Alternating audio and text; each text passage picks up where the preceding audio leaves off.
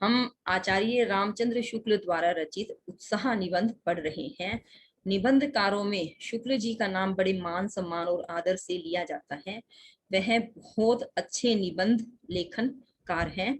और जो यह निबंध आप पढ़ रहे हैं, इस निबंध के माध्यम से आप उत्साह, जो कि एक सकारात्मक भाव है, इसके बारे में पढ़ेंगे।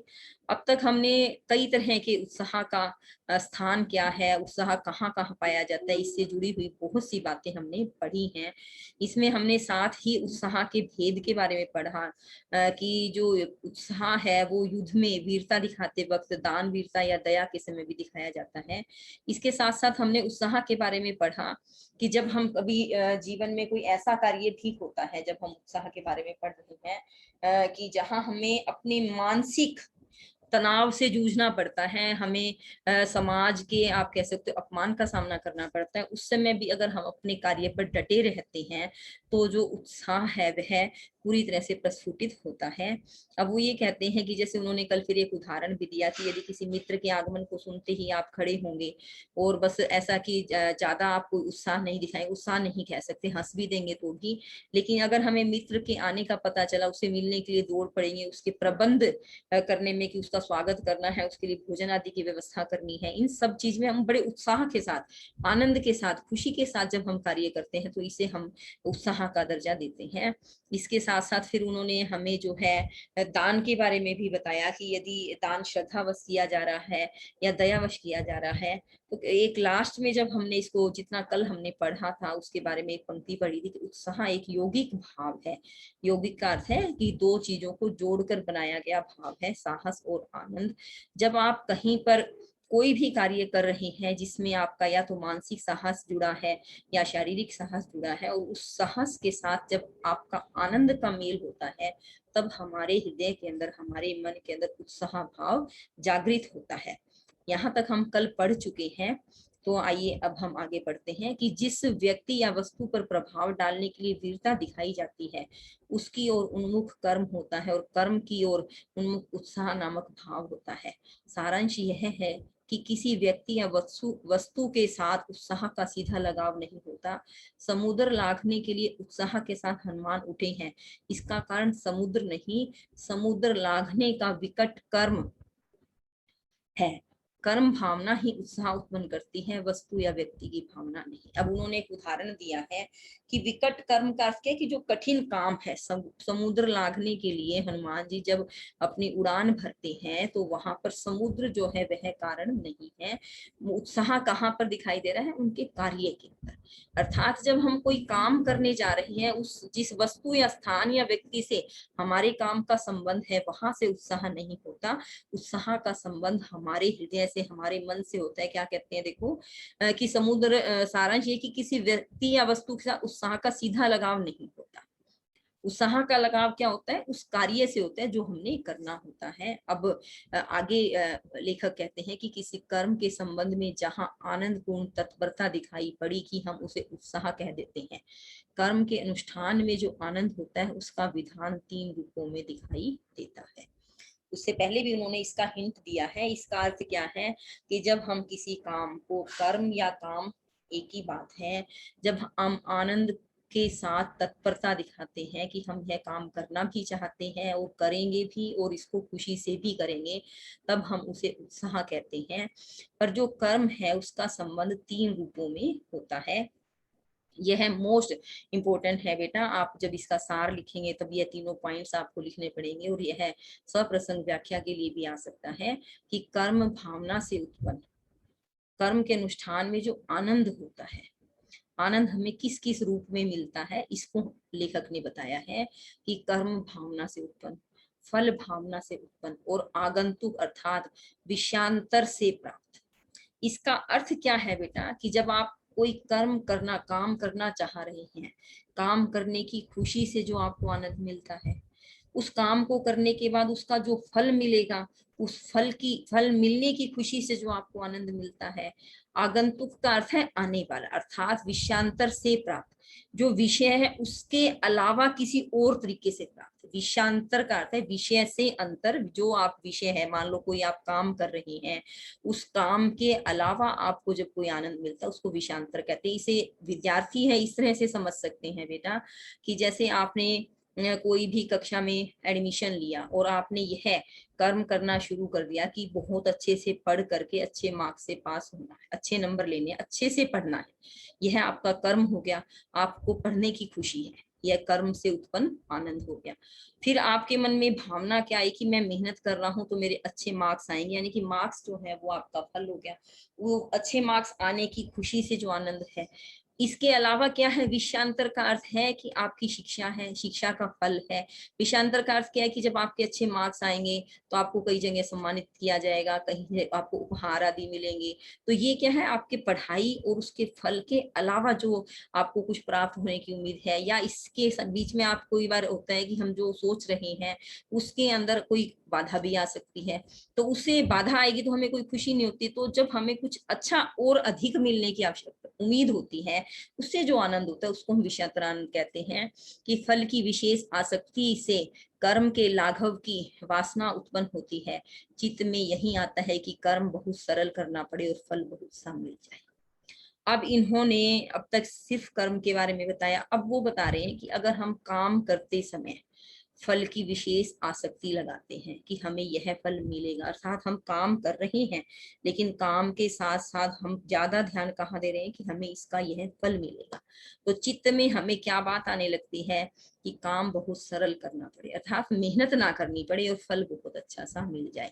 श्री कृष्ण ने कर्म मार्ग से फलासक्ति की प्रबलता हटाने का बहुत ही स्पष्ट उपदेश दिया, पर उनके समझाने पर भी भारतवासी इस वासना से ग्रस्त होकर कर्म से तो उदास हो बैठे और फल के इतने पीछे पड़े कि गर्मी में ब्राह्मण को एक पेठा देकर पुत्र की आशा करने लगे।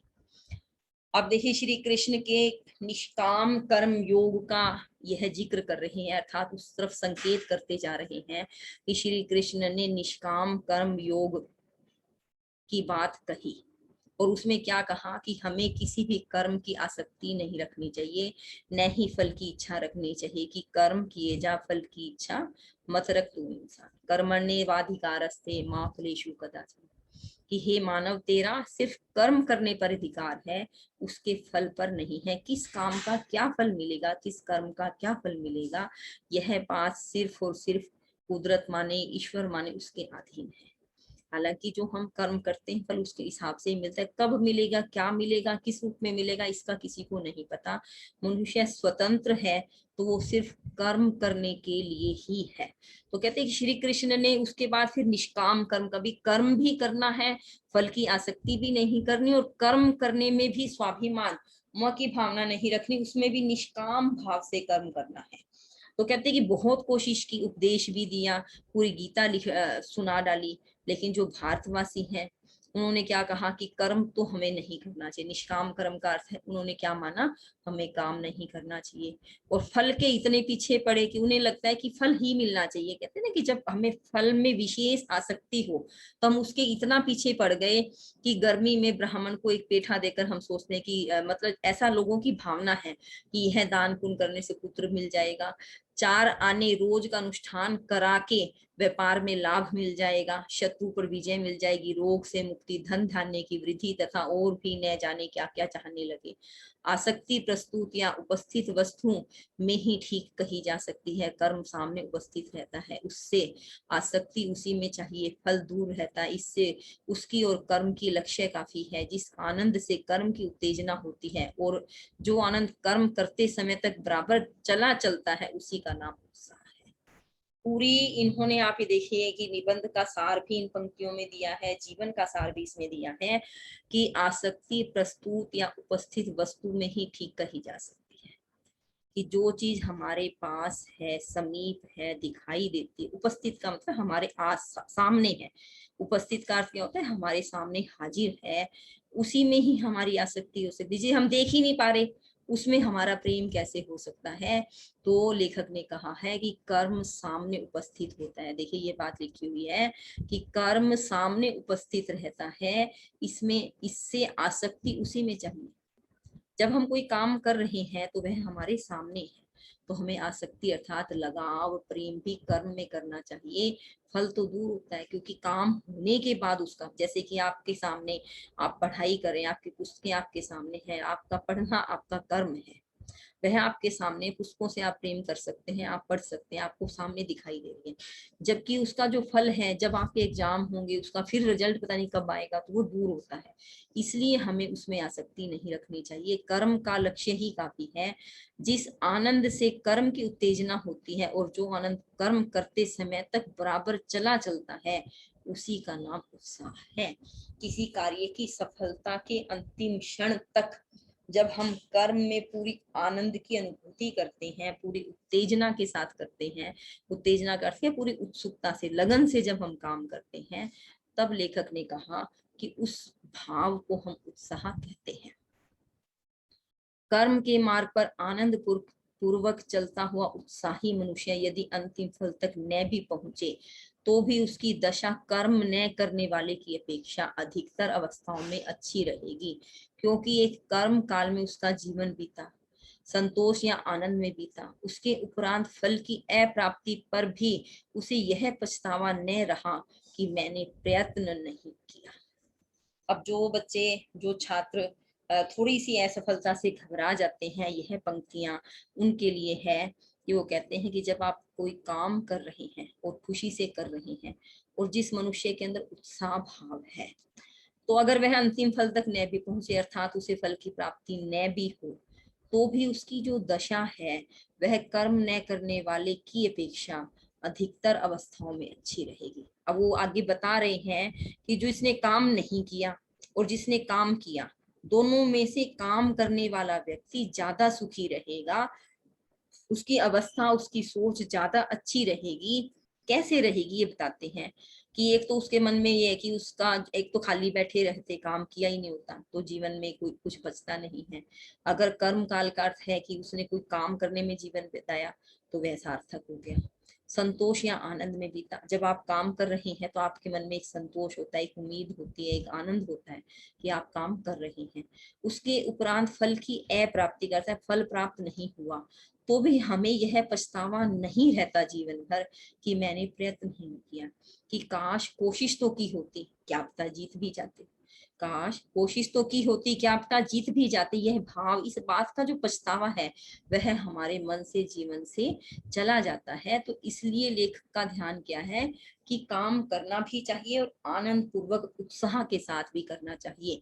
फल पहले से कोई बना बनाया पदार्थ नहीं होता। अनुकूल प्रयत्न कर्म के अनुसार उसके एक एक अंग की योजना होती है। बुद्धि द्वारा पूर्ण रूप से निश्चित की हुई व्यापार परंपरा का नाम ही प्रयत्न है।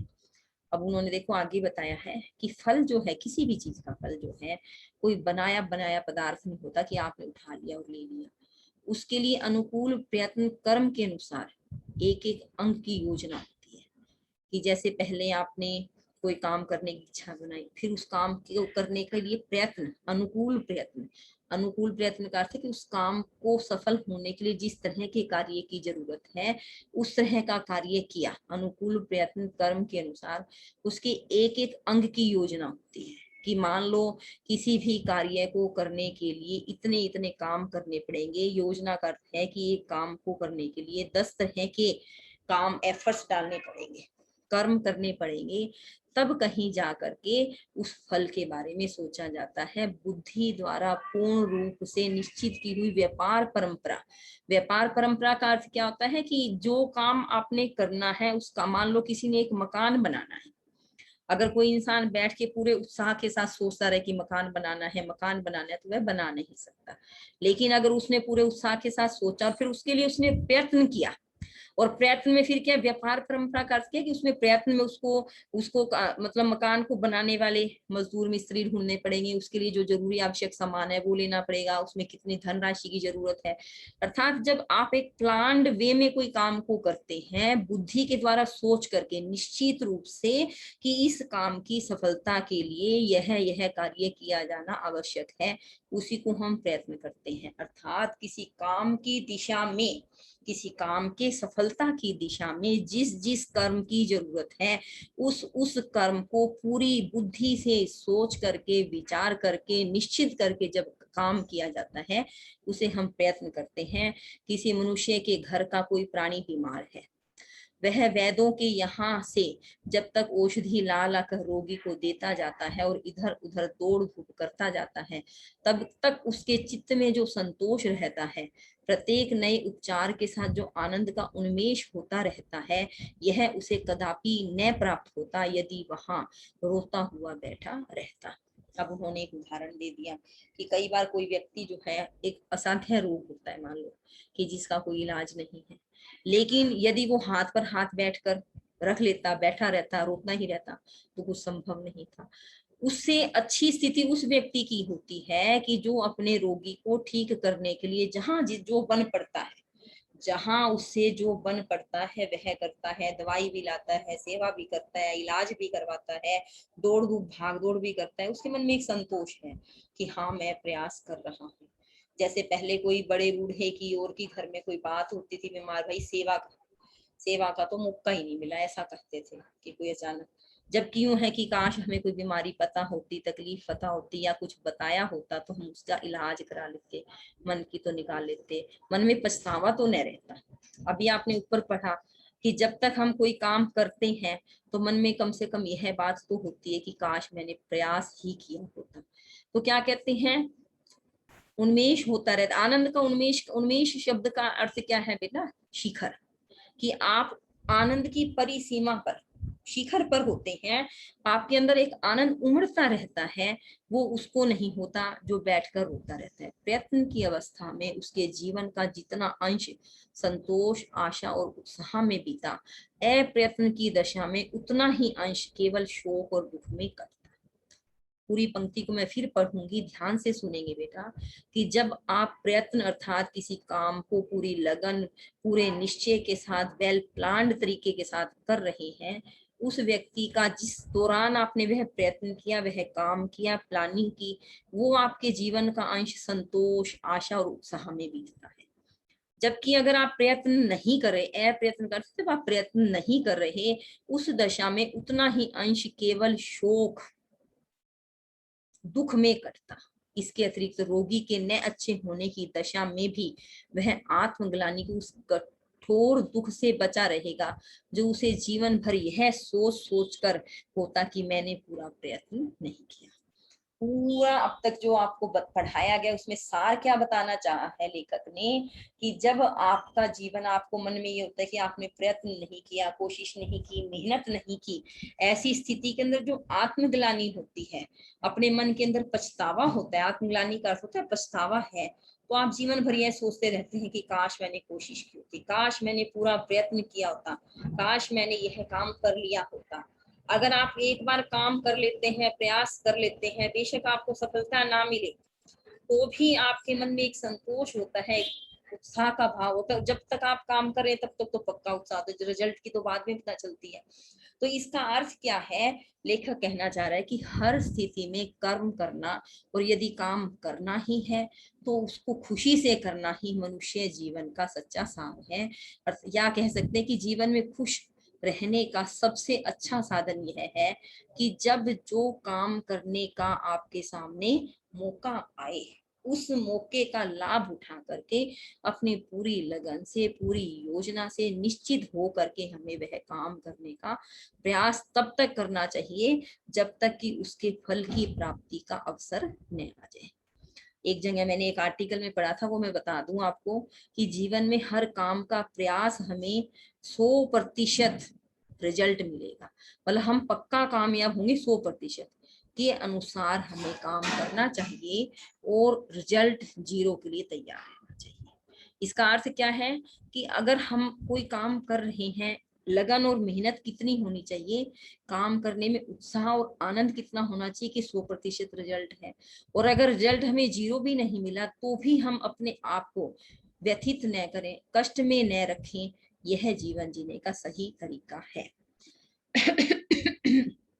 थोड़ा सा और पढ़ा देती हूँ कि कर्म में आनंद अनुभव करने वालों का ही नाम कर्मण्य है। धर्म और उदारता के उच्च कर्मों के विधान में ही एक ऐसा दिव्य आनंद भरा रहता है कि कर्ता को वे कर्म ही फल स्वरूप लगते हैं।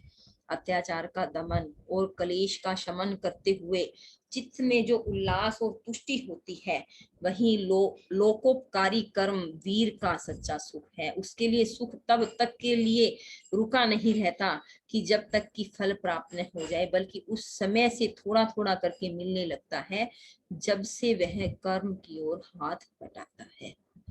अब वो कहते हैं कि जो काम करने में आनंद अनुभव करने वाले लोग होते हैं, उनका नाम कर्मण्य होता है। कर्मण्य का अर्थ क्या है कि ये कर्म करने में खुशी अनुभव करने वाले लोग हैं। धर्म और उदारता के उच्च कर्मों के विधान में ही एक ऐसा दिव्य आनंद भरा है। अब वो कहते हैं कि जो कर्म जितना ज्यादा श्रेष्ठ है, जो कर्म दूसरों के उपकार के लिए किया जाता है, दूसरों को खुशी देने के लिए किया जाता है, धर्म और उदारता के जो श्रेष्ठ और उच्च कर्म है, उनका विधान क्या है कि उनमें एक दिव्य आनंद भरा रहता है। क्या कहते हैं कि अगर आप जीवन में सुख पाना चाहते हैं तो किसी का दुख दूर करके देखो। अगर आपने किसी को हंसी दे दी है, किसी को खुशी दे दी है, तो वो जो आनंद आपको उसमें मिलता है उसकी कोई तुलना नहीं है। कर्ता को वे कर्म ही फल स्वरूप लगते हैं। जो करता है अर्थात जो कर्म करने वाला है, उसे वो दिव्य कर्म कैसे लगते हैं, जैसे उसे फल की प्राप्ति हो गई हो। अत्याचार का दमन और क्लेश का शमन, कहीं पर किसी पर अत्याचार हो रहा है, कहीं कोई क्लेश में है अर्थात कष्ट में है, तो उन सब का निवारण करना। दमन का अर्थ है देखो, मान लो कोई अत्याचारी को दबाना है, हटाना है, उसे हम दमन कहेंगे। और क्लेश, अच्छा कष्ट को दूर करना है, उसे हम शमन कहेंगे। क्लेश को शांत करना और अत्याचार को दबाना अर्थात उसे समाप्त करना। करते हुए चित्त में जो उल्लास और पुष्टि होती है, वह कर्म जो है, वह लोकोपकारी कर्म ही कर्मवीर के लिए सच्चा सुख बन जाता है। जब आप किसी के कष्ट दूर करने के लिए प्रयास करते हैं, कर्म करते हैं, तो वह जो सच्चा कर्मवीर, उसके लिए सुख मिल जाता है। उसके लिए सुख तब तक रुका नहीं रहता, अर्थात कर्म का फल उसके लिए तब तक रुका नहीं रहता जब तक कि फल प्राप्त न हो जाए, बल्कि उस समय से थोड़ा थोड़ा करके मिलने लगता है जब से वह कर्म की ओर हाथ बढ़ाता जाता है। आप इसे इस तरह से उदाहरण से भी समझ सकते हैं। मान लो किसी कोई भूखा है, किसी को भूख लगी है, आपके पास ज्यादा नहीं है, लेकिन जो भी थोड़ा बहुत है, आप उसकी भूख मिटाने के लिए आपके पास जो है वो उसे देने का कर्म कर रहे हैं, देने का काम कर रहे हैं। तो जैसे ही आप उसके तरफ सहायता का हाथ बढ़ाते हैं या कुछ देने की प्रयास करते हैं, जो उसके चेहरे पर, आप कभी इसको प्रैक्टिकल करके देखें कि जब उसके चेहरे पर जिसे आप मदद दे रहे हैं, जो एक खुशी आती है, तो आपको उसको देखकर खुशी आ जाती है, आंखों में एक चमक सी आती है, आनंद। आपको ये नहीं है कि आपने ये अच्छा नेक कर्म किया है, इसका फल आपको कब मिलेगा, नहीं। लेखक क्या कहना चाहता है कि जैसे ही आप किसी के प्रति सहायता का हाथ बढ़ाते हैं, एक उदाहरण है ये, इस तरह से ही कोई भी और अच्छा श्रेष्ठ कर्म आप कर रहे हैं, तो उस समय उस व्यक्ति के मन में जो एक खुशी आ जाती है, उसको देख करके एक खुशी आ जाती है। तो कहते हैं कि उस स्थिति को हम क्या कहते हैं कि हमें ऐसा लगता है कि जैसे हम खुशी का अनुभव कर रहे हैं, अर्थात हमें फल स्वरूप जो खुशी मिलनी चाहिए थी वो अब तक मिलने लगी है।